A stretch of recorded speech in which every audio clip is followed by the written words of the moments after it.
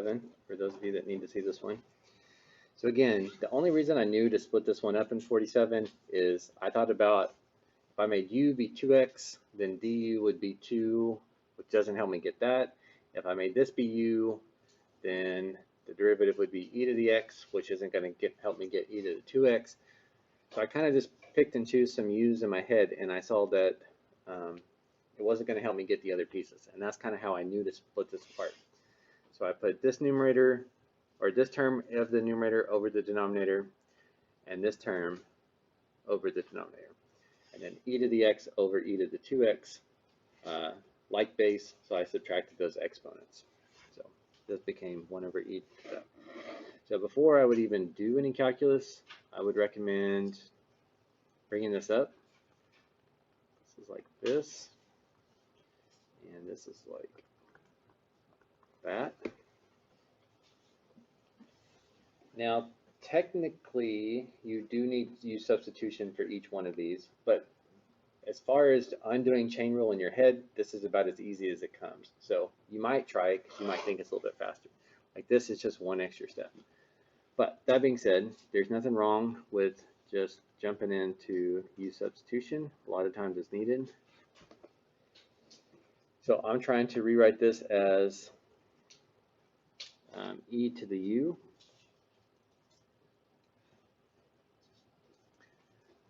But I also need this negative 2x, or negative 2 dx to become 5 dx.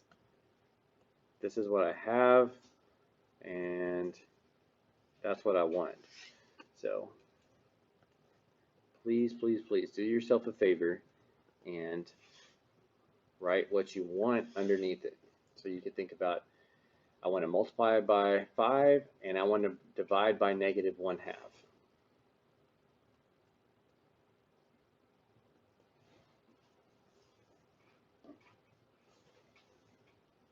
Okay, if you don't see both those steps at once, we saw one like that last time, then do it in 2 steps.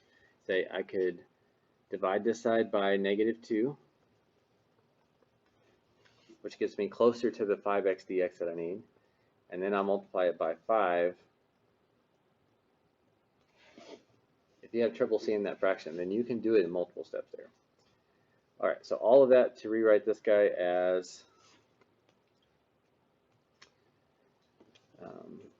e to the u, and then with this substitution, 5 dx is the same thing as negative 5/2 du.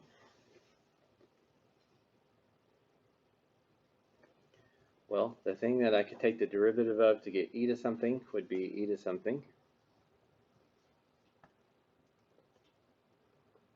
plus a c, times that out front. Okay, and I'm going to do the same thing over here, and then I'll combine them in the end, and it should look like this.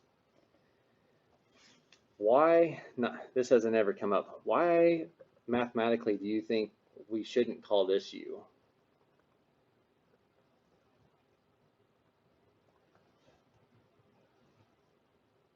Like I'm saying that u is negative x, and I think that's the right call, but why is it a bad idea to call it u?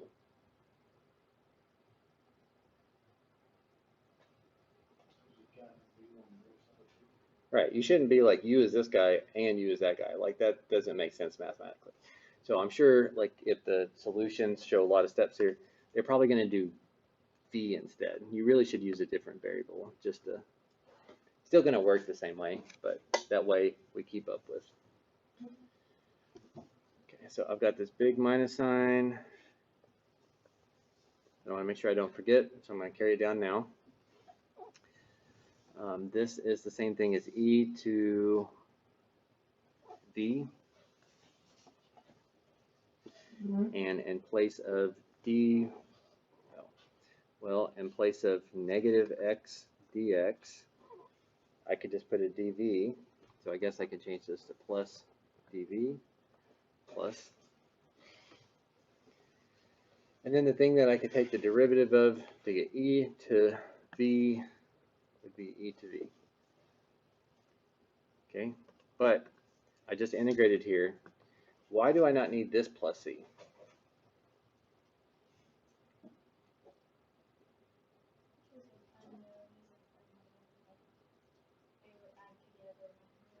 Yeah, so we already have an unknown here, so adding some other unknown number is still going to be unknown. You just need the 1c. Okay, also, if you keep it u and v, notice these substitutions.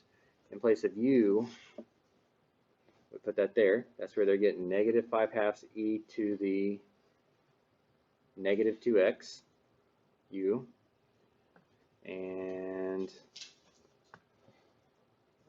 plus a c, and then e to the v, where v is negative x. So looks like that checks out just fine. So a harder question, and that you may not think to split it up. Number one, harder question, and that you've got to do u substitution twice, or you got to be pretty creative to do chain rule in your head. It's completely doable, but I like the u substitution process anyway. I don't want to have to spend time juggling it. Okay, but that was probably the hardest one we've looked at thus far. So you guys see any follow-up questions to go with this? Are you going to be able to do one like this now?